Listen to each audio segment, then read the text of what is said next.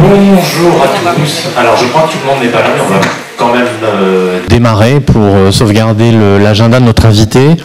Alors, vous allez penser qu'à chaque fois je vous dis la même chose, mais là encore une fois, vous le présentez, ça va être un peu compliqué. Parce que, je ne sais pas vous, mais moi sur Wikipédia, j'ai 0 page. Maurice Culot, quand on va sur Wikipédia et vous imprimez ce qu'il y a 4 pages. Donc je peux juste vous dire, mais le juste, il va être forcément très restrictif et réducteur, que vous êtes architecte, vous êtes urbaniste et vous êtes éditeur. Jusque-là, tout va bien. Et que vous êtes historien des villes et de l'architecture, vous êtes l'auteur de nombreux ouvrages et spécialiste des courants Art Nouveau et Art Déco. D'ailleurs, je sais pas si vous allez en parler, je vois des choses sur les Folies Bergère. Voilà. Par rapport au territoire de Val d'Europe, moi j'ai retenu aussi également dans les projets que vous avez, sur lesquels vous avez travaillé, notamment le plan d'expansion du quartier des Anglais à Val d'Europe, et puis un projet qui est en pleine construction et qui est bientôt fini de toute évidence. Je parle de l'immeuble de la place d'Ariane, donc le Beffroi, qui est juste à côté de nous. Peut-être vous en parlerez, vous êtes peut-être allé voir l'évolution du projet. On n'en parle pas alors. Et voilà, ensuite, vous êtes Grand Prix de la critique architecturale de Paris, vous êtes également chevalier de l'Ordre national du mérite et officier de l'Ordre des arts et lettres. C'est pas mal, hein. C'est pas mal, là je dois dire. Et puis pour le reste, et votre expérience et peut-être les projets sur lesquels vous avez travaillé, je vous laisserai le soin d'en parler pendant votre présentation. Pour le moment, je passe la parole à Nathalie Fabry, qui va nous remettre le sujet en perspective, le sujet étant les villégiatures balnéaires et le tourisme. Voilà. Bon. Alors donc moi je vais axer ma petite présentation sur le lien villégiature balnéaire et tourisme. Donc étymologiquement parlant, la villégiature nous vient de l'italien villeggiatura, qui signifie séjour à la campagne. Le verbe qui lui est associé, villeggiare, signifie séjourner dans sa maison de campagne pour s'y reposer ou s'y divertir, ce que Goldoni résumait en fanatisme qui fait de la campagne une affaire de luxe plus qu'une partie de plaisir. Très vite, la villégiature ne s'est pas cantonnée à la campagne, puisque ses plus belles conquêtes sont celles des bords de mer. Pour sa part, le tourisme balnéaire est le tourisme pratiqué au sein des stations balnéaires. Comme Goldoni nous l'a montré dans sa trilogie de la villégiature, on part en villégiature, on est en villégiature, on rentre de villégiature. Être en villégiature signifie que le lieu où l'on séjourne n'est pas le lieu habituel de résidence. Cela ne signifie pas pour autant que ce séjour se fait dans le déracinement et le détachement. Au contraire, il se fait souvent dans les conditions matérielles et sociales tout à fait enviables. La villégiature n'est pas du nomadisme, ni uniquement du tourisme. On est d'abord un villégiateur avant d'être un touriste. En fait, lorsqu'on parle de tourisme balnéaire, il nous faut distinguer 2 types de séjours. Le séjour au bord de la mer, qui correspond au couple mer-villégiature, et le séjour à la mer, qui valorise le couple mer-plage. Commençons par le séjour au bord de la mer ou la villégiature climatique.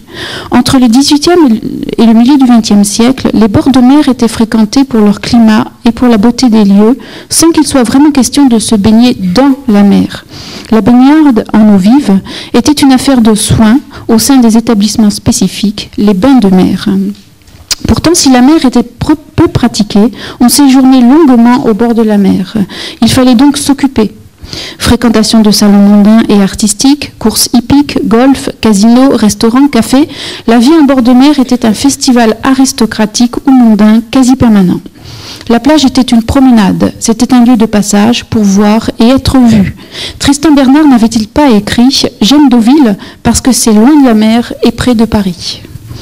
Cette villégiature doit son essor, ne l'oublions pas, aux progrès et aux avancées de l'époque. L'arrivée du chemin de fer a facilité la mobilité des aristocrates et des bourgeois, mais aussi celle des écrivains, des musiciens et des peintres. Le développement du système bancaire a quant à lui facilité les montages financiers et le développement des projets immobiliers. Le développement de l'activité hôtelière et l'apparition d'hôtels de grand standing ont favorisé la fréquentation des lieux. Pour les villégiateurs qui ne séjournaient pas à l'hôtel, il s'agissait d'acquérir ou de bâtir une villa qui permettait d'afficher ses goûts et ses moyens financiers grâce au recours à des architectures osées. Jusqu'à la Seconde Guerre mondiale, la villégiature balnéaire était un état d'esprit, un mode de vie, un petit monde au code des pratiques sociales bien ancré. C'était l'âge d'or de la villégiature balnéaire. Voyons maintenant les séjours à la mer ou la vie balnéaire. Le développement de la société des loisirs et du temps libre a engendré une autre relation à la mer. Délestée de sa dimension curative, la mer devient prétexte à pratiques sportives de plein air. Les plages deviennent des aires de jeu et de bronzage, car priorité donnée au soleil. Désormais, on se baigne dans la mer, on navigue et glisse sur la mer. On investit les bords de mer et les plages deviennent des espaces à vivre. Les villégiateurs s'effacent au profit des vacanciers et des touristes, plus nombreux et plus nomades grâce au développement de l'automobile. Les stations balnéaires s'organisent en fonction. Elles vont jusqu'à proposer des hébergements et des équipements spécifiques à vocation loisirs et tourisme, quitte à sururbaniser les fronts de mer. Leur activité économique est structurée par et pour le tourisme. On y trouve des commerces dédiés, des activités ludiques et sportives, des locations de matériel, des équipements. Les plages sont surveillées. Le vocable s'adapte. On parle de résidence secondaire, de résidence de vacances, moins de villégiature. Et de nos jours, les migrations d'agréments ou les villégiatures modernes s'imposent. Avec la généralisation des mobilités et la flexibilité des temps de travail, nombre de résidences secondaires ont tendance à être reconverties en résidences principales. Le temps d'occupation s'allonge, ce qui modifie le modèle économique des stations. Désormais partiellement peuplées à l'année, la saisonnalité est moins forte et la vie économique se déploie autour d'activités de services et commerciales permanentes. Le couple mer-plage n'est plus le fixateur des seules pratiques touristiques. C'est un lieu de vie pour des populations résidentes. Les municipalités doivent répondre aux nouvelles attentes de ces populations en termes de services publics, de santé, de commerce, d'environnement, de qualité de vie, de culture et de loisirs. La villégiature balnéaire est passée au fil des ans d'un projet de classe, ostentatoire et esthétique, à un projet de société plus fonctionnel et urbain.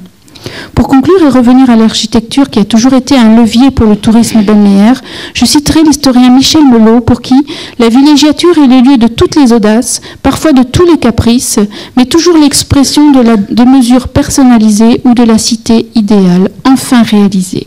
Merci.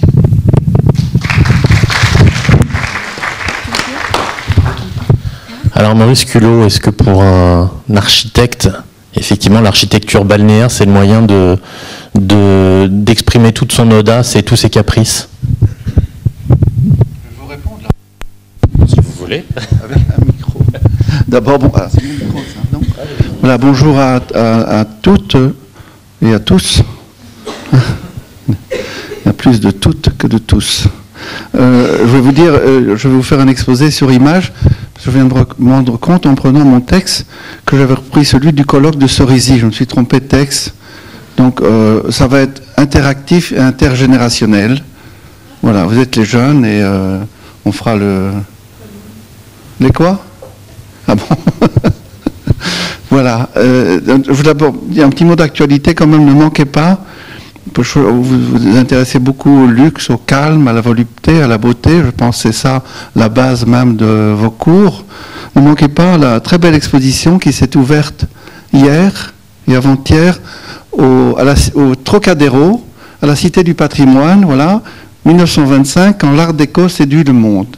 Exposition magnifique qui présente à la fois des objets.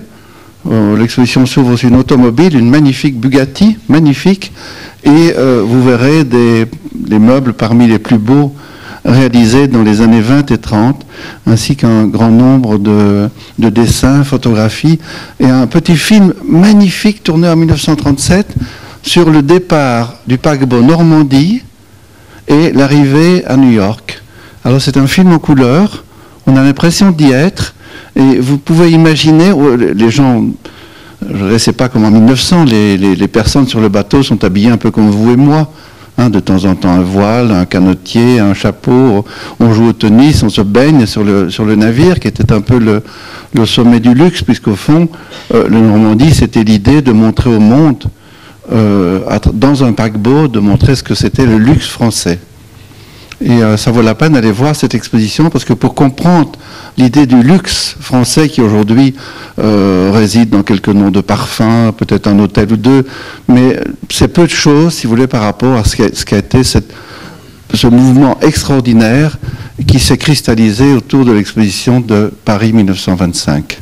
Vous êtes trop jeune pour y être, moi aussi, même si je parais beaucoup plus vieux que vous, mais qui est l'exposition même qui va alors avoir une diffusion internationale, qui va diffuser ce grand art français autour de ce qu'on a appelé un peu plus tard l'art déco.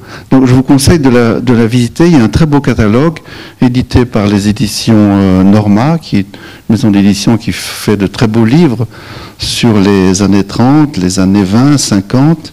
Et vous avez un numéro spécial, j'ai vu, de connaissance des arts hors série pour ceux qui veulent mettre un peu moins d'argent dans le catalogue. Donc je vous la conseille vivement. Elle est ouverte depuis hier jusqu'en février, je pense. Jusqu'en février. Ne la manquez pas. C'est pour connaître, si vous voulez, pour avoir une idée de ce qu'était le luxe en 1925 et dans l'entre-deux-guerres, c'est un outil idéal pour vous. Alors, j'oublie votre question. C'était quoi votre question? Ça était là? La question, c'était, est-ce que l'architecture balnéaire, pour l'architecte que vous êtes, c'est le lieu d'expression d'une audace et de caprice, comme le disait, rappelle-moi. D'accord. Voilà, je voudrais d'abord vous dire que si je fais l'architecte, je m'intéresse surtout à l'histoire, tout simplement parce que si on ne tend pas la main aux gens qui étaient là avant vous, je suis sûr que vous allez droit dans le mur. On ne peut pas bâtir une vie, je dirais, sans regarder ce que les autres ont fait avant vous, et il vaut mieux choisir, je dirais, ceux qui ont fait des choses formidables que des choses misérables, bien entendu. Mais je ne pense pas qu'on peut bâtir une vie à partir de rien. C'est un mythe, c'est-à-dire celui de la table rase, la table rase qui était une invention dans les années 20 aussi, qu'on aurait pu tout raser et repartir de rien. C'est un échec certain, donc je voulais vous parler aujourd'hui des gens qui nous ont précédés et qui ont fait des choses qu'on ne peut plus faire aujourd'hui. Tout simplement, on ne peut plus les faire. Pourquoi? Parce que, pour des raisons à la fois économiques, financières, mais surtout de changement de société. La société de l'entre-deux-guerres n'a plus rien à voir avec la société actuelle. Reste qu'on va toujours au bord de la mer, qu'on va au bord de la mer dans différents pays. C'était l'objet du colloque de Cerisy d'ailleurs, et où je vous montrerai quelques images de ce qu'a été la conquête du bord de la mer en Floride.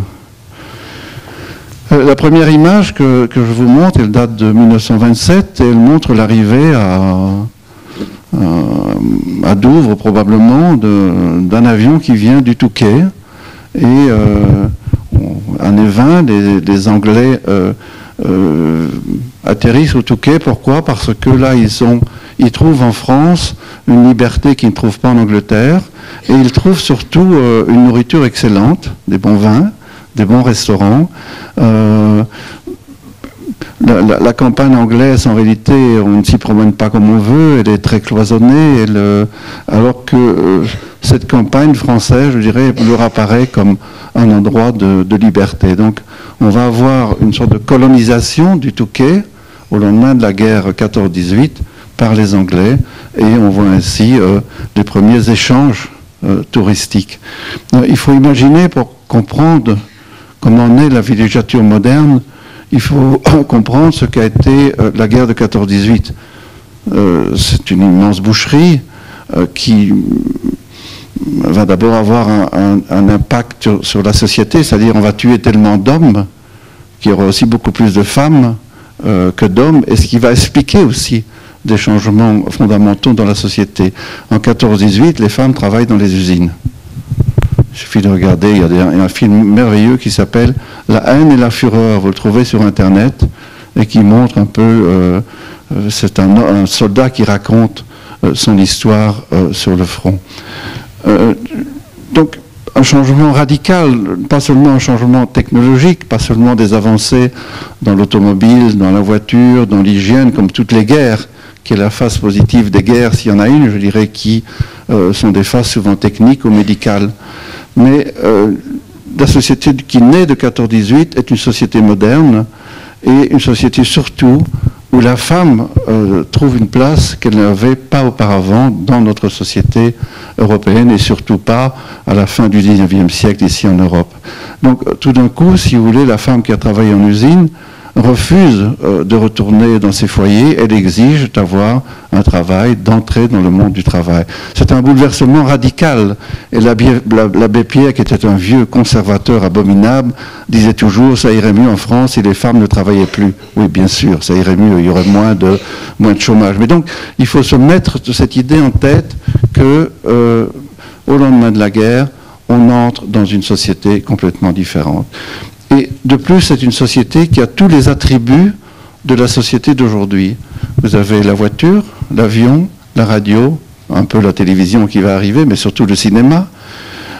Et cette société va alors découvrir aussi les États-Unis. Et ils vont découvrir les États-Unis, pourquoi? Parce que les Américains débarquent en 1918 pour que les Européens gagnent cette guerre, ou au moins que ce soit un match nul avec l'Allemagne. Et les Américains vont arriver quoi? Avec leur musique, avec leur nourriture, avec des idées différentes, des idées européennes, et notamment on va voir débarquer, si vous voulez, la musique américaine, la musique des Blancs et des Noirs américains, le jazz, et la danse va devenir un élément fondamental de la société d'après-guerre. Et ajouter à cela qu'on peut avoir des tourne-disques qu'on peut prendre dans la main, on peut donc aller sur une plage, mettre des disques, danser à la campagne, danser sur la plage. La danse devient le moteur un peu de cette société du lendemain de la guerre 14-18. Les Américains introduisent aussi une chose formidable, qui sont les cocktails qu'on ne buvait pas en France. Pourquoi des cocktails? Parce que il faut imaginer que pendant la prohibition aux États-Unis, où l'alcool est interdit, au fond, une manière de boire de l'alcool, c'est de se faire servir un jus d'orange dans lequel on ajoute de la vodka. Donc on a l'impression qu'on boit un jus d'orange. Donc l'invention du cocktail, l'arrivée de la musique et l'arrivée d'un mode de vie qui n'a plus rien à voir avec le mode de vie d'avant-guerre. La société d'avant-guerre était très hiérarchisée. La femme n'avait aucun rôle. Oui, elle avait un rôle dans la décoration, on faisait des vitraux avec des femmes, on faisait des peintures avec des femmes, mais elle n'avait pratiquement pas de rôle dans la société civile. Donc, il faut, pour imaginer le tourisme d'aujourd'hui, revenir, si vous voulez, en arrière et regarder que c'était l'invention du tourisme moderne au lendemain de la guerre 14-18. La suivante, je vais faire ça moi-même, comment ça marche? Je peux dire la suivante, ça ne vous fâche pas si je dis ça, non? Je ne vais pas dire s'il vous plaît chaque fois. D'accord, merci. Vous avez ici une affiche de l'exposition de Paris 1925. Je vais la regarder avec vous, c'est plus facile. Comme ça, je vous vois de plus près, sinon c'est trop loin. Oui, l'exposition internationale de 1925 qui va attirer des millions de visiteurs à Paris, qui viennent de partout. Et cette exposition va assurer alors le succès et la diffusion de cette nouvelle architecture. Alors, c'est une architecture qu'on pourrait dire stylistique. C'est pas une mode. Une mode, c'est la mode, c'est pour les vêtements, ça passe d'une année à l'autre. Non, c'est un véritable style, et c'est un peu le dernier style, le dernier grand style porté par une bourgeoisie. Le style est lié toujours à la bourgeoisie ou à l'aristocratie. On peut difficilement parler de style ouvrier. Donc c'est une bourgeoisie, mais qui est une bourgeoisie un peu différente. C'est une bourgeoisie qui est très entreprenante, qui va voyager, qui va faire des affaires, et qui va vouloir avoir son propre style, comme on avait un style sous Louis XIV, sous Louis XV, sous Henri IV. La bourgeoisie veut un style à elle. Elle veut se reconnaître, si vous voulez, elle veut qu'on la reconnaisse à travers ses vêtements, ses voitures, son habitation. La suivante. Alors on voit ici une image de ce beau film de... j'ai oublié le metteur en scène, je vais vous le dire, je vais approcher là. Vous arrivez à lire si loin, vous? Marcel Vandal, voilà, et Charles Delac. Mais si vous regardez c'est un film qui est réalisé d'après un roman d'une romancière qui ensuite a été exécutée dans les camps nazis. Il s'agit de Irène Nemirovsky, qui a été redécouvert par les éditions Actes Sud il y a une dizaine d'années. On publie maintenant tous ses romans. Et elle avait publié un livre qui s'appelait... voilà, c'est Julien Duvivier, voilà, qui est en réalité le metteur en scène, hein, voilà, Julien Duvivier. Et David Golder est l'histoire, au fond, d'un industriel juif qui, tout en habitant Paris, étant un grand bourgeois, traite avec les soviétiques. Voilà, on oublie toujours que les Américains, les Européens, en pleine révolution, vendaient, si vous voulez, des tracteurs, vendaient des armes, vendaient des outils. Et il raconte la vie de cet aventurier, on peut dire. Et ça, c'est sa fille qui est prise ici et qui va jouer au casino de Biarritz et qui montre, si vous voulez, un peu cette relation entre Paris, Biarritz, Deauville, Trouville. Voilà, la suivante.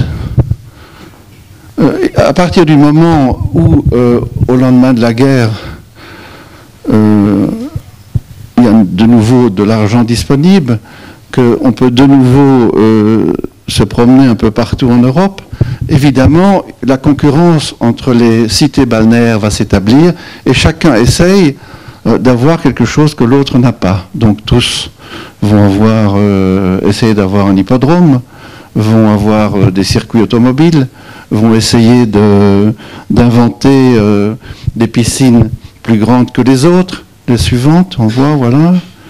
On va construire des golfs un peu partout. On publie ce qui va diffuser aussi énormément la mode et l'art déco, c'est la multiplication des publications.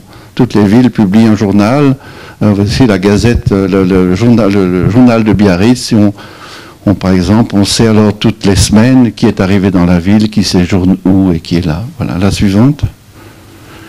On renouvelle donc toutes les stations, celles de, voilà, les bains de la station de Deauville, qui sont entièrement revêtus de céramique de Gentil Bourdet. Vous voyez que c'est une magnifique céramique qu'on trouve un peu partout.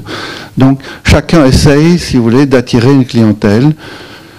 Comme aujourd'hui, on fait venir une star pour s'assurer que d'autres viendront voilà, autour d'elle. La suivante. On vante aussi les beautés et les qualités de la région. Le Pays Basque, vous voyez ici, illustré par une gravure de Harué, qui montre la beauté de la Rune, des montagnes, les traditions locales, la Balle-Pelote. Donc, la villégiature, on a du mal à imaginer aujourd'hui, mais il faut se rendre compte que d'un côté, vous aviez la ville, avec des faubourgs, pas de banlieue, une ville et ses faubourgs, et vous avez la cité balnéaire. Et entre les deux, c'était la campagne qu'on parcourait en voiture. Donc, on ne mettait pas des heures pour sortir de Paris, on ne mettait pas des heures pour entrer dans une ville balnéaire. Il y avait une sorte d'équilibre, si vous voulez, quasiment parfait, entre la ville et la villégiature. La suivante. On publie alors un grand nombre d'illustrations, et ça va être un âge d'or aussi pour les graphistes. Tous deviennent plus ou moins célèbres. J'ai oublié le nom de Falcucci, je crois, celui-ci qui est un graphiste du Sud. Donc on leur commande des brochures, des affiches, la suivante. Et on va assister à un renouveau du graphisme, un renouveau des alphabets. On va créer des lettres nouvelles, des mises en œuvre, vous voyez, beaucoup plus modernes. On sort de 1900, la suivante. Voilà, Paris, plage méditerranéenne, la suivante. Voilà, donc un travail graphique extrêmement important. Voilà, la plus belle piscine d'Europe, vous voyez là, la suivante. Alors, les bâtiments publics, si on pourrait se dire que très souvent, les villas, on les construit dans un style régional, néo-basque, néo-hollandais, néo-normand, néo-alsacien, mais les bâtiments publics, eux, sont plutôt traités dans un style souvent proche de l'art déco. Vous avez ici un bâtiment extrêmement célèbre dans l'histoire de l'architecture, qui est le casino de Saint-Jean-de-Luz, par Mallet Stevens, grande figure de l'architecture française, il y a une exposition qui a été consacrée à Beaubourg l'année dernière, je pense, je ne sais pas si vous l'avez vu. Mallet Stevens qui construit le casino de Saint-Jean-de-Luz, donc dans ce style extrêmement épuré. Et on voit, c'est amusant parce qu'on voit la base du bâtiment, si vous voulez, c'est un bâtiment qui a été construit en 2 fois, il est commencé d'une manière un peu traditionnelle et fini d'une manière plus moderne. La suivante. Aussi, la grande innovation, c'est évidemment, vous avez ici un Picasso à Biarritz, des baigneuses, 1919, elles sont encore, je dirais, très habillées, mais les années 20, l'après-guerre, c'est aussi la découverte du corps nu, du corps sans vêtements, des vêtements, si vous voulez, qui s'adaptent au corps, beaucoup plus souples, et il y a une révolution, si vous voulez, aussi dans la mode et dans les comportements. La suivante. On voit ici, c'est en Angleterre, qui pourtant sont beaucoup plus prudes que les Français, mais on voit déjà ici dans les années 20, si vous voulez, apparaître, voilà, il n'y a pas beaucoup de bikinis encore, c'est un peu les Anglais, mais il fait froid, c'est à Brighton aussi. La suivante. Et de nouveaux repères apparaissent dans les cités balnéaires qui deviennent des emblèmes. Et par exemple, les piscines, vous voyez ici celle du Touquet. En général, les piscines deviennent des lieux qu'on reconnaît. Quand on arrive au Touquet, on voit la piscine. Quand on arrive, la suivante. Quand on arrive à Saint-Jean-de-Luz, la première chose qu'on voit, c'est les nouveaux feux de Saint-Jean-de-Luz par Pawlowski, un architecte parisien établi à Saint-Jean-de-Luz. Et voilà, donc un ton beaucoup plus moderne, si vous voulez, est donné aux anciennes cités balnéaires. La suivante. Alors on voit l'influence ici, vous voyez un peu, ça c'est un bâtiment, le musée de la mer de Biarritz, typiquement dans le style art déco. Et si vous comparez, je n'ai pas mis de photo ici, mais vous pourriez comparer la façade d'entrée du musée à une calandre de voiture. Vous prenez une voiture américaine des années 30, vous allez trouver exactement le même design. Ça pourrait être un radiateur ou l'avant d'une voiture.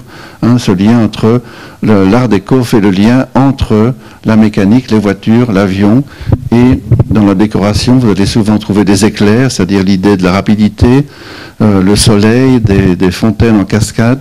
La suivante. Je vous dis, on danse beaucoup.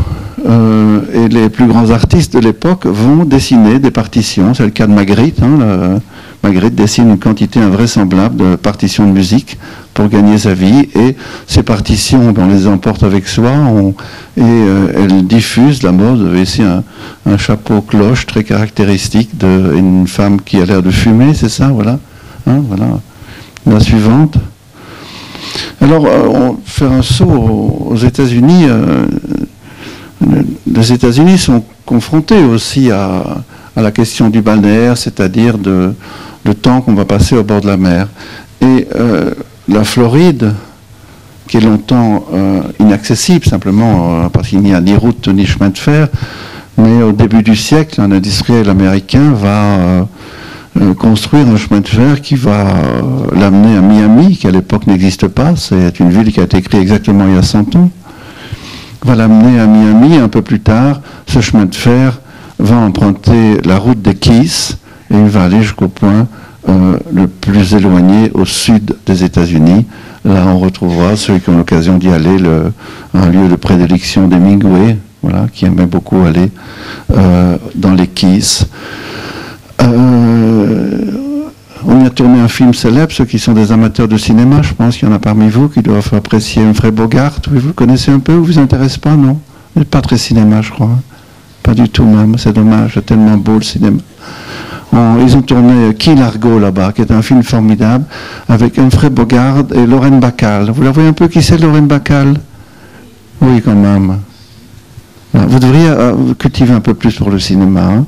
Ça, il faut aller sur Internet et regarder des films de l'entre-deux-guerres. C'est absolument fascinant, notamment ces films noirs et blancs. Ça, c'est intéressant. C'est la Villa Vizcaya à Miami, construite vers 1914. Les Américains se promènent en Europe et en Amérique du Sud. Et se promenant en Europe, ils font le tour de la Méditerranée et voient toutes les cultures traditionnelles européennes. l'architecture italienne, espagnole, celle de la Riviera française, et rentrés aux États-Unis, ils vont avoir cette idée absolument géniale, je dirais que presque seuls les Américains peuvent avoir tellement ils ont cette capacité d'innover, ils vont avoir l'idée de prendre des morceaux un peu partout et de les assembler, et pour créer un nouveau style qu'on appelle le style espagnol ou style méditerranéen. Et vous avez là cette Villa Vizcaya qui est aujourd'hui un bâtiment public. Elle est conçue par un architecte américain, mais qui a fait ses études en France. C'est un vrai projet qu'on appelle Beaux-Arts. Vous avez une composition absolument fantastique. Vous voyez la villa là-haut autour d'un patio. En face de la villa, vous avez un vaisseau, vous voyez, en pierre, là, tout au bout. Vous allez monter là, vous voyez, plus haut, dans le coin, là, au-dessus. Ça va pas, c'est compliqué. Vous voyez, là, vous avez un vaisseau en pierre sur lequel les bateaux arrivaient. On arrivait d'abord sur une sorte de débarcadère en pierre qui ressemble à un navire, un galion espagnol. Et de là, on gagnait par une parc. On faisait des fêtes aussi sur ce débarcadère. Vous avez des jardins fantastiques tout autour. Mais cette villa est construite par des artisans européens qui viennent aux États-Unis, des maçons italiens, des charpentiers espagnols, vont construire la maison. C'était donc compliqué pour faire cette architecture s'il fallait chaque fois faire appel à les artisans européens. Et donc, ils vont simplifier, si vous voulez, le style. Et on va voir la suivante. Voilà, on y va. Non, pas celle-là, l'autre. Elle est trop grande, là. On peut faire plus petite. Et ça, c'est, on pourrait dire, le premier bâtiment, le club Everglade, à Palm Beach, qui est le premier bâtiment, au fond, qui lance le nouveau style, le style méditerranéen ou espagnol, vous voyez, avec des emprunts à toutes les cultures. Il y a Venise, il y a la Riviera française, et dans une maestria formidable, donc des architectes d'un talent absolument incroyable. La suivante. Et il ne faut pas oublier que la question du balnéaire aux États-Unis se pose aussi en termes ethniques. Et donc on ne fait pas il n'y a pas de discrimination directe. On ne dit pas vous êtes noir, vous ne pouvez pas entrer, vous êtes juif, vous ne pouvez pas entrer. Mais on le fait d'une manière différente. Mais on le fait quand même. Et lorsque on construit la ville nouvelle de Coral Gables à côté de Miami, pour ne pas avoir d'acheteurs juifs, on ne veut que des protestants blancs, donc on se regroupe par classe, eh bien on va vendre les terrains en faisant jurer sur la Bible, etc., de manière à faire en sorte, si vous voulez, que seulement une classe sociale achète, si vous voulez, une maison dans cette nouvelle ville. Il s'agit pratiquement d'une nouvelle ville, dont l'inventeur de cette ville dit « J'ai vu ma ville, j'ai eu une vision pendant que je dormais, j'ai eu un rêve. » Vous savez comme le célèbre rêve, dit j'ai eu un rêve biblique où j'ai vu une ville, la Jérusalem céleste, entourée avec des grandes fontaines, entourée de portes, et Coral Gables, qui est cette nouvelle ville construite là, est entourée de portes. Elle a des grandes fontaines, et vous avez partout des canaux qui étaient alors parcourus par des gondoles, que vous voyez sur l'image. Voilà, un peu ce génie américain, si vous voulez, qu'on ne connaît pas vraiment ici. On pourrait dire la personnalité la plus proche de Merrick, qui est l'inventeur de Coral Gables, c'est probablement François Spolery qui a fait Port Grimaud en France, qui a créé de toutes pièces un village traditionnel au bord de l'eau. La suivante. Oui, la ville avec décrite, ça c'est la publicité, donc on voit la porte de la ville, et c'est des portes sans porte, parce qu'il veut que sa ville soit accueillante, qu'on y rentre, et on voit le bâtiment principal au bout, est un hôtel fait par les architectes du Waldorf Astoria à New York, qui est un hôtel, le Biltmore Hotel, qui comporte la plus grande piscine du monde à l'époque, et qui est inspiré par la Giralda de Séville. Donc vous voyez, les Américains n'ont aucun problème moraux, si vous voulez, à prendre ce qu'ils aiment, à les assembler et à créer quelque chose de nouveau. La suivante. Voilà le plan de la ville, on voit tous les canaux, les golfs, il faudrait passer beaucoup de temps pour analyser. Le plan est conçu à l'échelle de la voiture, bien entendu. 1922, 23, 24, déjà, tout est conçu sur base de l'automobile. La suivante. Vous voyez une autre image, une porte de ville, voilà, on pénètre dans la ville. Voilà la suivante, je ne sais pas si j'ai mis une photo, une autre porte, la suivante. Encore, voilà. Et vous voyez ici l'inspiration, on ne s'en cache pas, donc c'est l'inspiration de la Giralda, et Miami va posséder à un moment donné 3 tours copiées par la Giralda. Il en existe encore 2 aujourd'hui. La suivante. Vous voyez cet hôtel avec cette immense piscine, avec un bar à l'étage, dans ce style alors méditerranéen ou espagnol. La suivante. Voilà aujourd'hui. Voilà. La suivante. Et de ce mouvement des années 20, si vous voulez, va ressurgir aujourd'hui, on pourrait dire presque 100 ans plus tard. Les Américains vont se tourner enfin vers leur propre passé à eux, et ils vont comprendre, si vous voulez, qu'ils peuvent aussi, à travers leurs racines, et on voit ici une ville nouvelle, je ne sais plus laquelle c'est Seaside, je pense. Seaside, voilà. Une ville nouvelle, entièrement neuve, construite aux États-Unis il y a maintenant une vingtaine d'années, et qui s'inspire de l'architecture traditionnelle américaine. Vous voyez un peu ces maisons qui sont inspirées des fameuses shotgun maisons. Vous savez ce que c'était les shotguns? C'était des maisons très longues dans lesquelles on pouvait vous tuer d'un coup de revolver d'un bout à l'autre. Ça s'appelait shotgun. Hein, c'est des maisons tout en longueur. Et on voit ici, ils s'inspirent, si vous voulez, de leur propre histoire, enfin, pour construire une ville nouvelle, bien entendu, dans cette tradition dans laquelle, dans cette ville nouvelle, se retrouve une classe sociale qui partage les mêmes valeurs, les mêmes idées et qui a pratiquement, je dirais, les mêmes revenus. Regardez le monde anglo-saxon et le monde américain, les Britanniques, les Américains, ne parlent jamais de ville, mais de communauté. Nous, Européens, nous sommes des gens des villes. Et dans une ville, on a toute la mixité qu'on peut imaginer. Des pauvres, des blancs, des jaunes, des verts, des martiens, des normaux vivent ensemble. Les Américains et les Anglais vivent dans des communautés. C'est une très grande différence.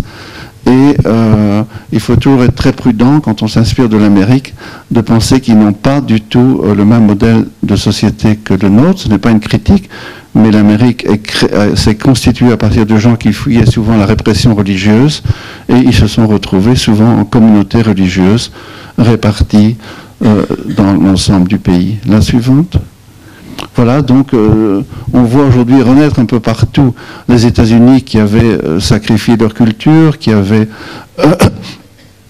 fait des banlieues sans intérêt. Aujourd'hui redécouvrent, si vous voulez, c'est la suite au fond de cette aventure du style espagnol des années 20. La suivante.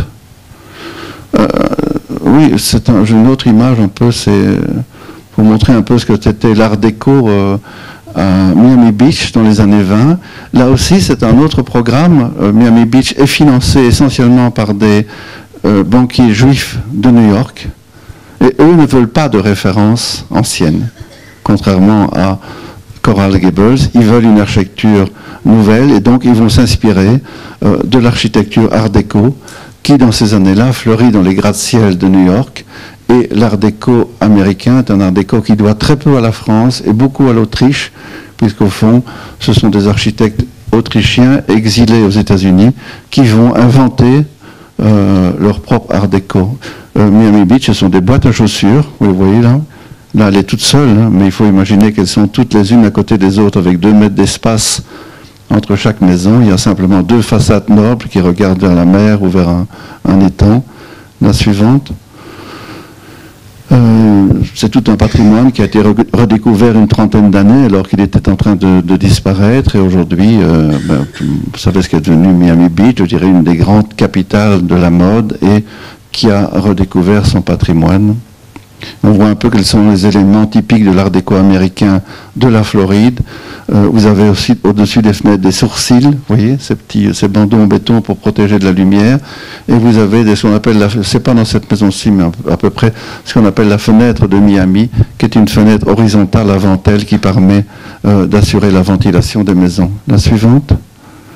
Et si vous voulez, les échanges culturels sont extrêmement vifs et importants à l'époque. Et vous avez ici un projet de William Marcel pour construire un ensemble en style espagnol qui lui emprunte directement à l'Espagne voisine, à Biarritz. Et c'est la base de ce bâtiment qui sera construit sur lequel Malès Sévins va faire le casino que je vous ai montré tout à l'heure. Pourquoi? Parce que tous les styles, à un moment donné, connaissent un déclin. Et on peut dire qu'à partir de 1927-28, le style espagnol, si vous voulez, n'est plus au goût du jour. La suivante. Quelle heure il est? Dites-moi un peu là. Avant d'arriver à 7 heures? Ah d'accord, merci. Voilà. Vous avez ici la maison d'un violoniste célèbre au Pays Basque, qui est Jacques Thibault. Et certaines régions de France, la Normandie, le Pays Basque et l'Alsace, qui sont des régions moins industrielles, donc plus conservatrices, ces régions-là vont être assez attentives à préserver le caractère local de leur architecture.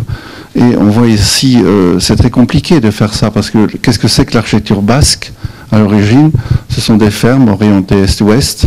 Vous avez les bêtes, les animaux en bas, et les gens vivent au-dessus, avec un plancher qui n'est pas jointoyé pour avoir la chaleur animale qui vous réchauffe l'hiver.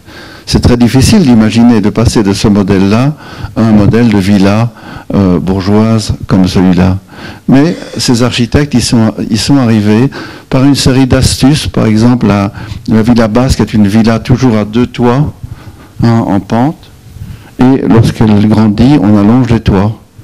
Eh bien ici, l'architecte a utilisé ce système pour mettre l'escalier dans la partie qui s'allonge, et très souvent, il gonfle les détails qui deviennent plus grands, si vous voulez. Voilà, la suivante. Nous sommes de retour au Touquet. On voit alors ici l'influence dans une architecture des années 25-30 de l'architecture locale du nord de la France, les grands toits en tuiles. Hein, voilà, la suivante. Et vous avez ici une image de Pawlowski, qui est un architecte extrêmement inventif, qui est un architecte qui aimerait bien faire comme Le Corbusier, faire des bâtiments très modernes, mais comme il est au Pays Basque, il doit se conformer. Et donc, il va exprimer sa modernité en grossissant tous les éléments de l'architecture traditionnelle. Donc, tout devient très grand chez lui. Vous voyez, regardez, le bout de toiture est supporté par une console énorme, les cheminées deviennent énormes, il surdimensionne, si vous voulez, tous les détails de l'architecture traditionnelle et invente ainsi une architecture nouvelle. La suivante. Voilà, simplement ce goût du luxe qu'on va trouver, si vous voulez, dans nombre d'habitations, notamment les salles de bain en mosaïque. La suivante. L'influence de l'exposition de Paris, ce bâtiment anglais est pratiquement, je ne veux pas une copie, mais une imitation très proche du pavillon du collectionneur à l'exposition de Paris, qui était le pavillon le plus célèbre à l'exposition de Paris 1925, meublé par Ruhlmann, le grand ébéniste de ces années-là. Et voilà, cette maison va être recopiée, si vous voulez, au bord de la mer. La suivante. Et ça peut paraître bizarre parce que le Pays Basque n'est pas du tout un pays dans lequel on construit des maisons à patio, mais vous en avez une aujourd'hui classée, voilà, qui est une maison fantastique. Regardez le sol, vous voyez, le sol est fait en mosaïque, une sorte d'éventail, vous voyez là. Et vous retrouvez ce sol à Paris dans la brasserie. Quelle brasserie là? Il y a le. Dites-moi laquelle c'est. Il y en a 2 là au Carrefour Saint-Germain. Pas là? Non, ça à Saint-Germain. Non, Saint-Germain, vous êtes à Montparnasse. À côté de la Une, près de la librairie de la Une. Le Café de Flore, voilà. Bravo, vous y êtes, voilà. C'est le même sol qu'au Café de Flore. Voilà, donc vous aviez des fabricants qui produisaient des sols sur catalogue, et on retrouve ainsi le même sol à Paris qu'au Pays Basque. La raison de ce patio dans cette maison est très simple. Vous avez des Français qui partaient travailler à l'étranger. Vous avez une ville entière qui envoyait Barcelonnette, envoyait tous ces jeunes gens travailler au Mexique, en Argentine. Certains faisaient fortune, notamment dans les grands magasins, revenaient ensuite, je dirais quand ils avaient atteint la maturité ou à la fin de leur vie, revenaient en France et se faisaient construire une maisons souvent somptueuses. C'est le cas de cette famille qui étaient les patrons de grands magasins au Mexique et qui sont revenus s'établir ici en France et qui ont construit cette maison atypique art déco avec patio dans un pays quand même où il pleut beaucoup. La suivante, la salle de bain de la maison, voilà, qui est tout en aujourd'hui classée, heureusement. La suivante. Voilà. On y va? C'est fini? Il n'y a plus? Quoi? Ah, c'est la dernière. Voilà, ben, écoutez, c'est très bien. Donc, voilà, à travers ce parcours en images, je voulais simplement vous rappeler combien... Ah, je dépose ça? Non, ça marche. Vous rappeler combien il est important de s'attacher à ses propres racines et surtout ne pas avoir une approche moraliste, qui est la pire des choses. Dire ça ne m'intéresse pas parce que c'était construit par des bourgeois est absolument ridicule. Ce qui est bon pour les riches est encore meilleur pour ceux qui ne le sont pas, croyez-moi. Et donc, je crois qu'il est extrêmement important de regarder ces choses-là. Quand je me promène dans les rues de Paris, si vous voulez, très souvent, je m'arrête et j'embrasse les bâtiments. Donc, je vois un beau bâtiment, j'arrive et je le caresse comme ça. Je vais vous faire la démonstration. Vous pouvez le faire. Mon chéri, je t'aime. Parce que c'est très important d'aimer les bâtiments. Parce que si personne ne les aime, si on fait des graffitis dessus, vous avez remarqué qu'on fait toujours des graffitis sur les bâtiments, jamais sur les voitures. Voilà. Alors que quand même, une voiture, c'est quand même moins intéressant qu'un bâtiment. Donc, c'est très important de regarder les bâtiments avec des yeux d'amoureux, de regarder comment les fenêtres sont dessinées. Si vous qui êtes dans le tourisme ne vous intéressez pas à ça, qui va s'y intéresser? Si un bâtiment n'a pas d'histoire, en 2 mots, il est foutu.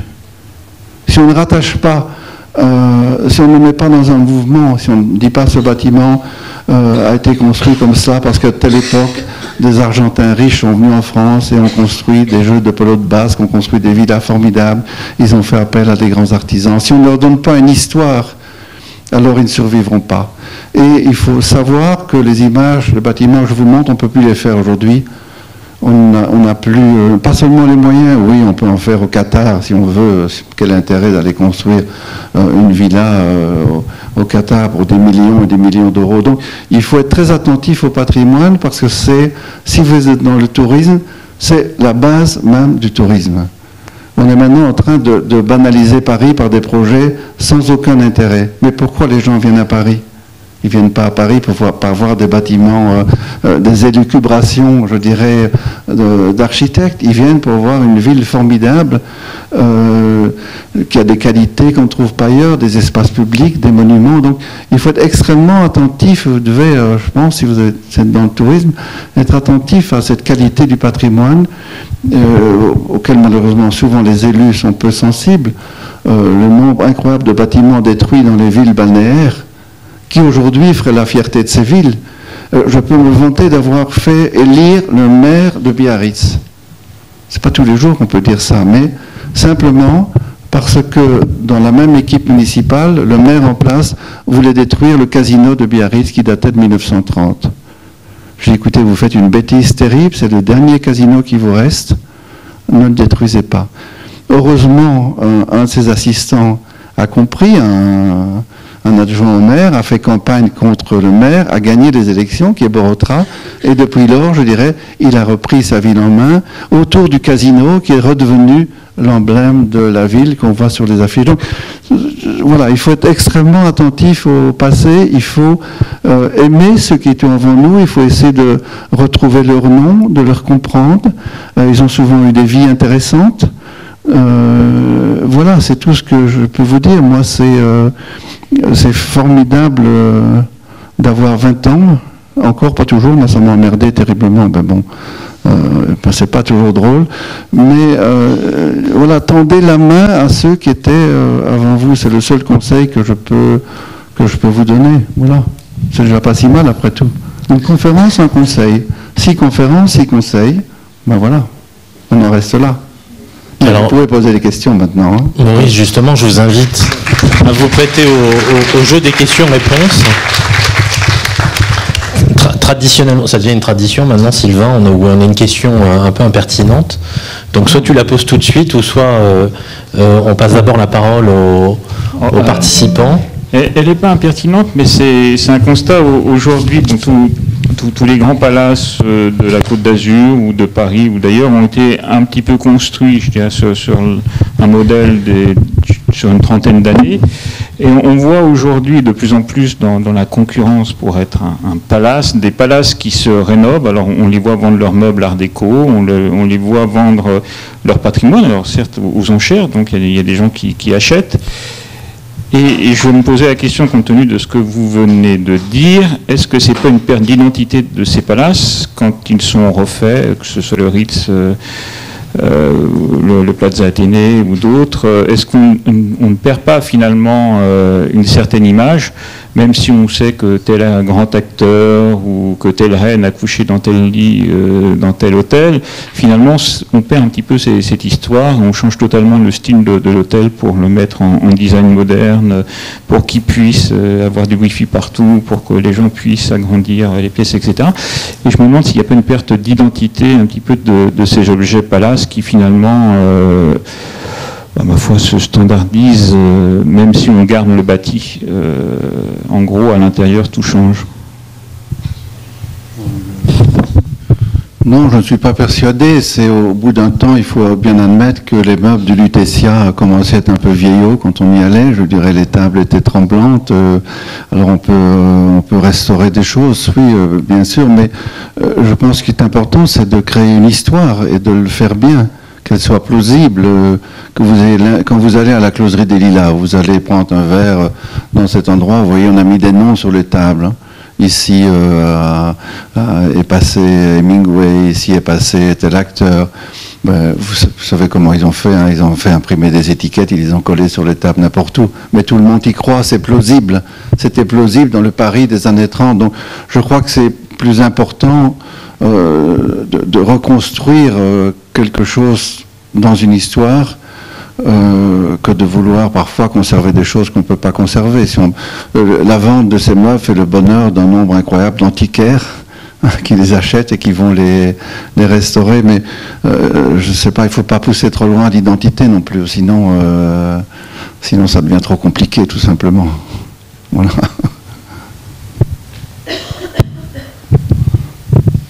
Y a-t-il une autre question dans la salle ?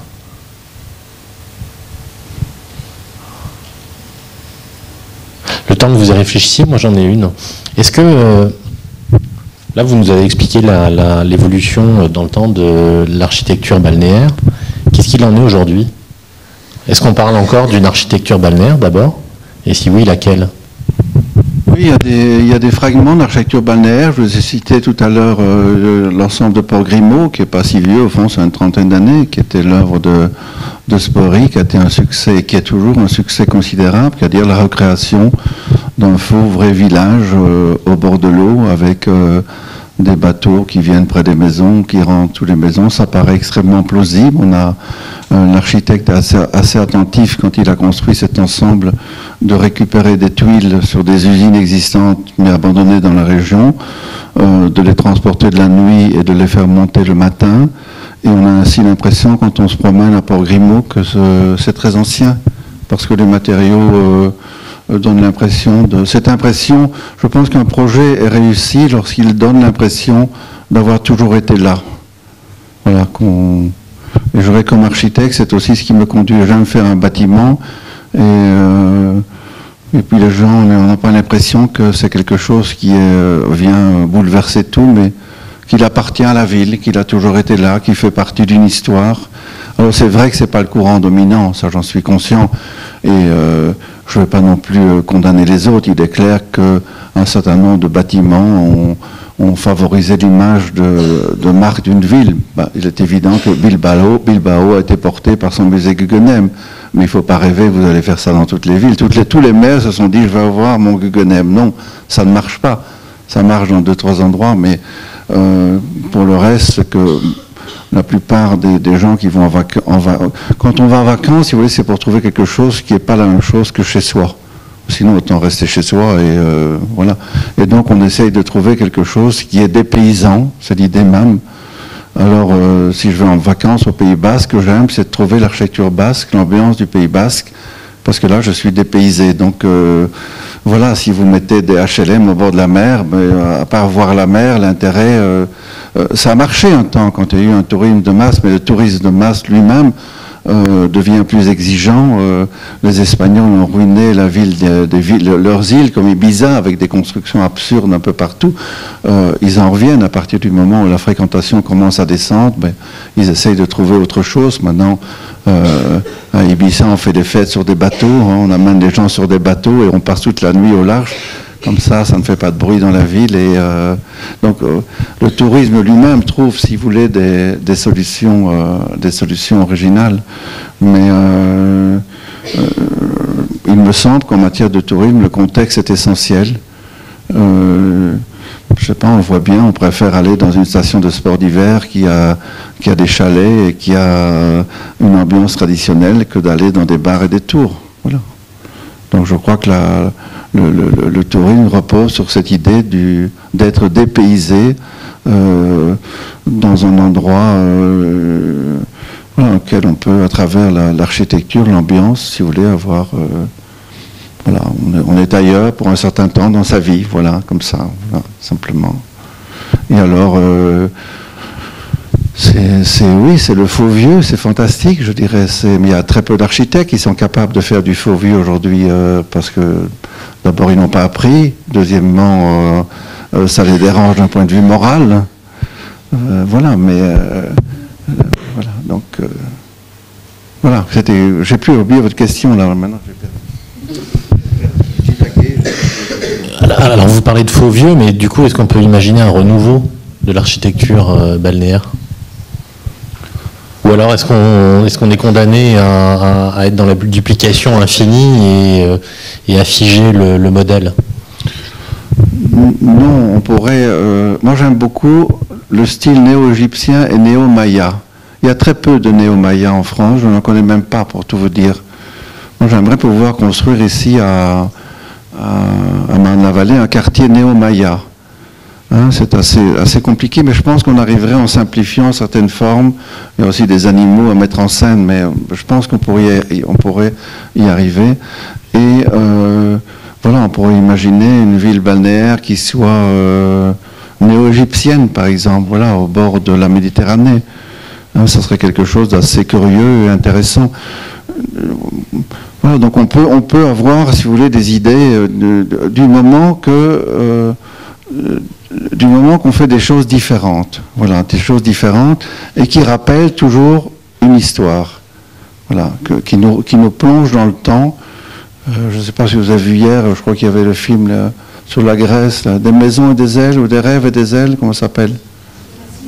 Des racines et des ailes, oui. Que c'est sur la Grèce, on voyait extrêmement bien pourquoi les gens vont là-bas pour voir ce qu'ils y trouvent. Donc, alors, ce sont des architectures extrêmement simples, blanches, avec des volets bleus, et ça ne coûte pas beaucoup d'argent. Donc, voilà, moi je ne pense pas qu'il faut innover à tout prix. Je ne sais pas quelle est cette philosophie de l'innovation. Pourquoi doit-on inventer à tout prix chaque jour une nouvelle fenêtre, un nouveau toit ? Je ne sais pas, je ne vois pas l'intérêt. Vous avez toujours deux yeux, un nez, une bouche, jusqu'à preuve du contraire, je dirais.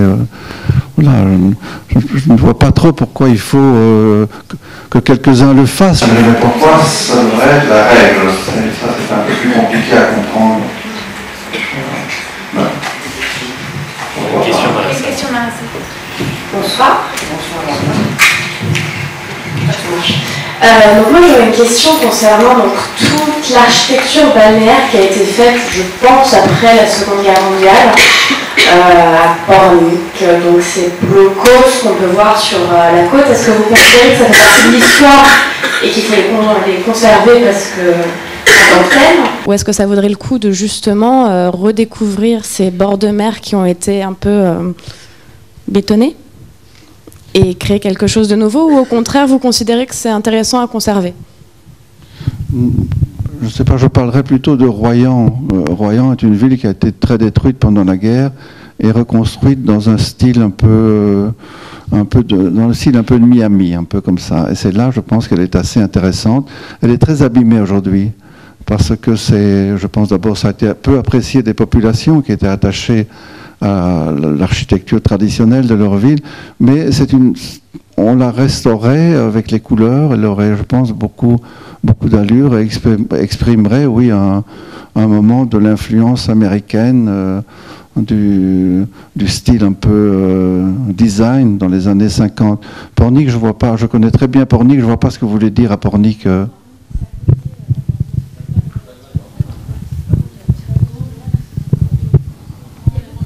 me souviens plus exactement, j'avais Pornic en tête, mais c'est peut-être pas ça. Il y a une ville balnéaire. La Baule, peut-être. Vous voulez dire la Baule? C'est possible. Je suis pas très forte pour ça. Et enfin, toutes les villes à bord de mer qui ont été vraiment bétonnées, où on voit, enfin, c'est vraiment que des... Oui, c'est pas joli, quoi. Oui, mais c'est le problème d'un grand nombre de villes. C'est, par exemple, toute la côte belge, elle a été entièrement bétonnée, si vous voulez. Pourquoi? Parce qu'il y avait une vue vers la mer. Et alors, on a remplacé les villas par des immeubles souvent de 10, 12, parfois plus d'étages, pour que... Et ce qui se passe derrière, tant pis, je dirais, derrière, c'est l'ombre, c'est simplement pour la vue. Ça, je pense que ce sont des choses qu'on ne fait plus aujourd'hui. Je pense qu'il n'y a plus ni d'hommes politiques, je pense que ça ne passerait plus trop aujourd'hui. Oui, on continue à en faire, là, on a commencé pour achever, si vous voulez, mais je ne pense pas qu'on concevrait... Moi, j'ai des projets de cité balnéaire, si vous voulez... Aujourd'hui, à Bordeaux, à Ardelot, on a un énorme projet à Ardelot. Le projet d'Ardelot, on fait des maisons qui sont faites on fait des immeubles et maisons dans le style normand. Vous l'avez bois, enduit, des couleurs diverses, et en s'inspirant de ce qui a été fait dans les années 30. Voilà. Parce que les années 30 avaient déjà accompli un processus de simplification de l'architecture qui était avant, qui était trop compliquée. Si vous n'en pouvez pas faire aujourd'hui des maisons en prenant des madriers énormes, en n'utilisant pas de clous, on ne peut pas rêver. Donc les années 30 ont déblayé beaucoup le chemin, et à partir de ça, oui, on peut concevoir... ces maisons, j'aurais pu en montrer des photographies, on soigne très fort l'extérieur, si vous voulez, pour créer une sorte de théâtre de la ville. À l'intérieur, il ne faut pas rêver, hein, ce sont des appartements tout à fait lambda, sans caractère interne. Mais ce qui me semble le plus important, c'est de donner du caractère à l'espace public, celui que tout le monde visite, dans lequel tout le monde circule, et au moins que l'ambiance dans les quartiers, dans la ville ait un sens, voilà, qui est une sorte de... je dirais, peu importe le vin qu'on choisit, hein, c'est l'ivresse qu'on veut avoir. Je dirais, on peut travailler dans le style néo-normand, dans le style ici à Disney, on a fait un petit ensemble qui a une petite allure néo-grecque, mais ça forme un ensemble, et surtout toujours avoir un lien avec l'histoire. Voilà, ne pas vouloir se libérer de ce que nous sommes et de ce que nous avons été. Ça me semble être l'essentiel. Voilà.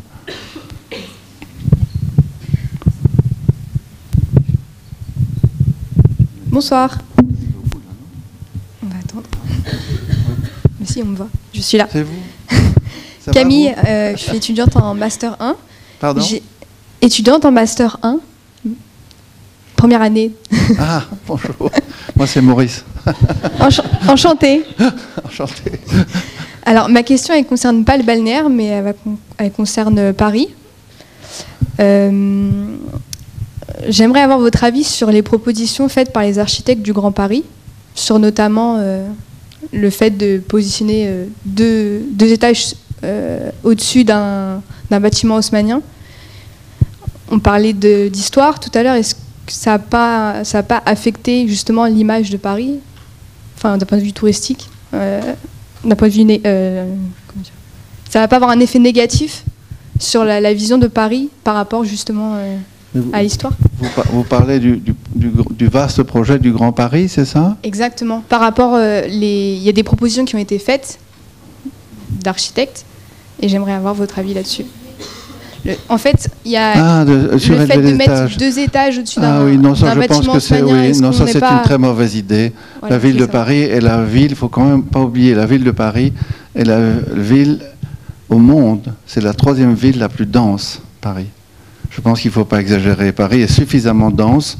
Le problème aujourd'hui, c'est qu'on veut régler les problèmes de Paris dans Paris intramuros, c'est-à-dire à l'intérieur du périphérique.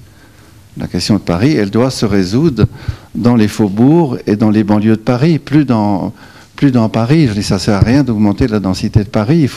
Il faut au contraire faire tout pour mieux traverser le périphérique, l'effacer le plus possible, effacer cette barrière qui a séparé qui a coupé Paris de ses faubourgs.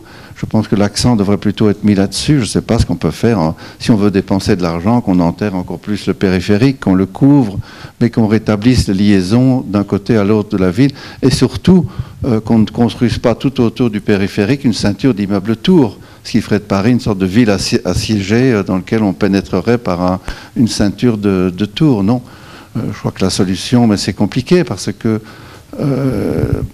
faut des ententes politiques, voilà, tout simplement.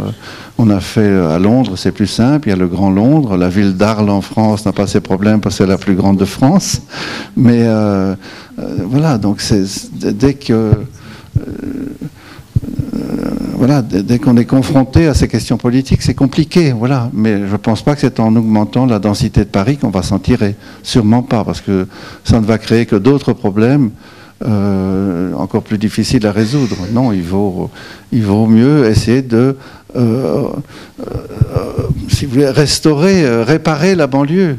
Voilà, refaire des places. Il faudrait que dans chaque banlieue, on crée une nouvelle place avec des maisons tout autour, comme vous avez ici, autour de la place d'Ariane, qui est un point de départ, qui soit une base intéressante, pour une communauté, une vie, des gens qui vont vivre autour d'un quartier. Donc voilà, déjà commencer, voilà, le Grand Paris, ça pourrait peut-être déjà se dire, on va construire 100 places magnifiques dans les banlieues. On peut choisir de les mettre aux abords des stations de métro, de RER qu'on va faire, mais voilà, donc d'être un peu moins abstrait, si vous voulez, de montrer des images. Mais c'est très compliqué, hein, parce que, voilà, je ne sais pas, c'est...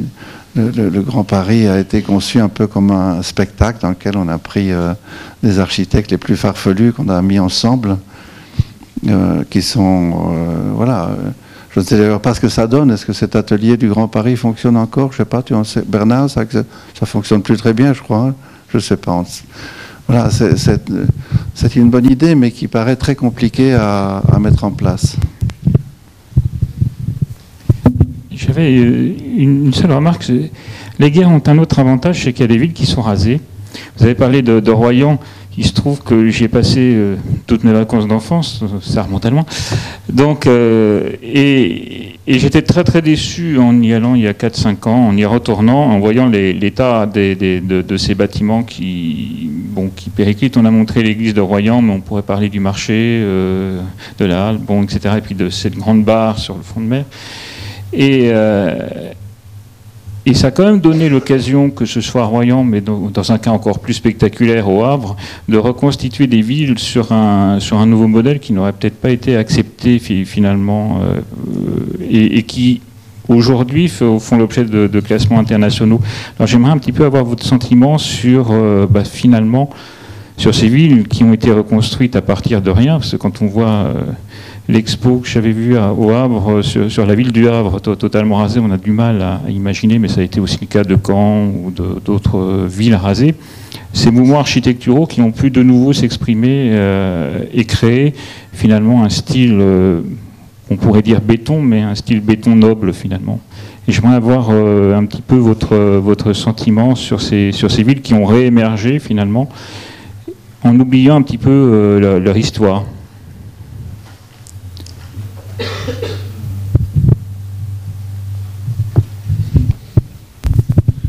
Oui, vous parlez de villes qui émergent de rien. On est dans une ville qui émerge de rien, hein, qui a été construite dans les champs. Hein. Ici, Val d'Europe est parti de rien, donc est en train de bâtir sa propre histoire. Donc on peut bâtir l'histoire d'une ville sans trop de problèmes. Et je crois que ce qui est c'est le seul endroit en France, ici, où lorsqu'on fait certains projets, on les conçoit à partir d'une histoire qu'on invente, mais qui est plausible. Et à partir de ça, on se donne un cadre, si vous voulez, je prends un exemple, on a récemment gagné un concours pour un hôtel. Le thème de l'hôtel, c'était imaginer un hôtel qui soit évocateur d'une abbaye. Alors, bien entendu, entre un hôtel et une abbaye, il y a un monde. On n'imagine pas que des gens vont aller habiter dans une église qui serait refaite à l'identique et on mettrait des chambres. Non, mais c'était un fil conducteur, si vous voulez. À partir de ça, on a conçu quelque chose qui avait une cour intérieure comme on trouve dans une abbaye, des jardins réguliers. On a pu, si vous voulez, bâtir le projet autour d'une histoire fictive d'une abbaye. Alors je pense que dans 200 ans ou 300 ans, des gens croiront. Mais c'est Rome. Qui croit dans l'histoire de Romulus et Rémus? On aime y croire parce que c'est comme ça, mais on sait que ça ne s'est pas passé comme ça. Donc je pense que l'histoire de Val d'Europe, ça va être un peu la même chose. Alors des villes qui ont été rasées et reconstruites, elles ont malheureusement été rasées et reconstruites souvent au pire moment, c'est-à-dire au moment où la pensée fonctionnaliste était dominante. Alors, la pensée fonctionnaliste, c'est une pensée de la division de la vie en zones. On travaille d'un côté, on habite d'un côté, on circule entre tout ça. La pensée fonctionnaliste est essentiellement basée sur la voiture. Et donc, malheureusement, la plupart de ces villes ont été reconstruites, je dirais, dans le cadre de cette philosophie. Alors, ça, je crois qu'on en est, j'espère, peut-être, c'est même pas sûr, mais sorti aujourd'hui. Encore que la pensée sur la ville, elle est... je ne sais pas, on n'en voit pas beaucoup les effets, je trouve, si vous voulez. Voilà, tout est un peu oblitéré par ce que publient les magazines. C'est très rarement... très rarement, je dirais... on va voir un bâtiment d'une star avec beaucoup de paillettes. Voilà, ce qui est diffusé le plus largement, si vous voulez, aujourd'hui, c'est l'exploit. Et alors que la ville, c'est un lieu de vie dans lequel on se côtoie, plus banal.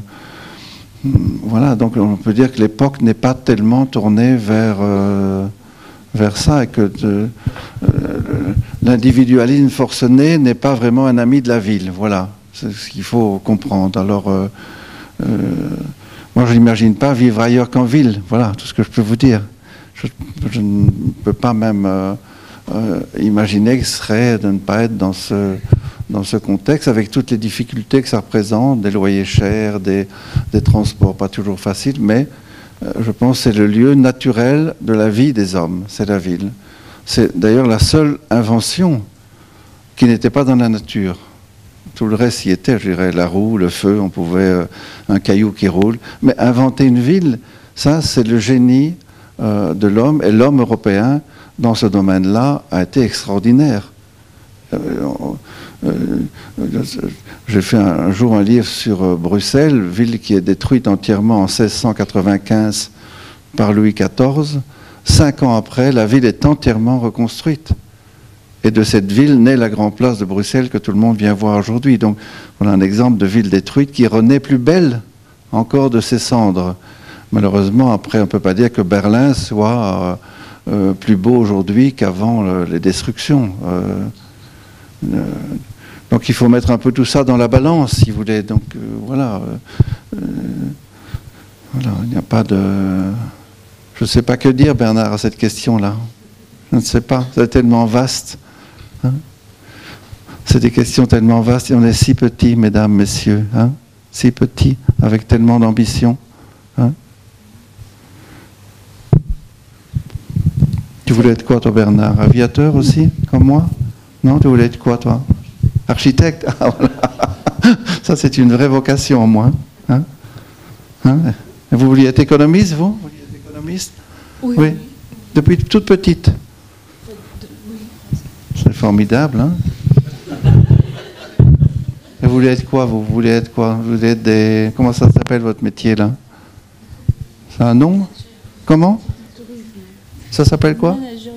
Ah, manager de tourisme. Il n'y a pas un mot français pour le dire, non?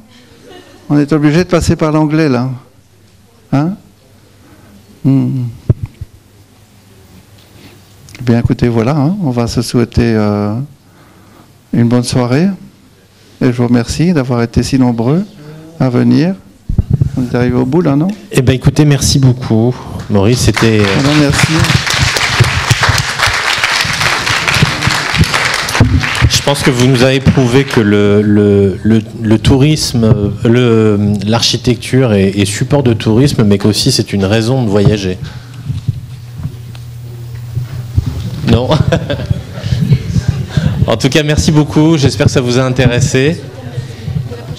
Et donc, je vous annonce le thème du mois prochain, le 21 novembre, c'est ça ? Où nous recevrons donc François Missonnier, qui est le directeur fondateur du festival Rock en Seine, sur le sujet donc tourisme, festival et musique, le cas de Rock en Seine. Voilà.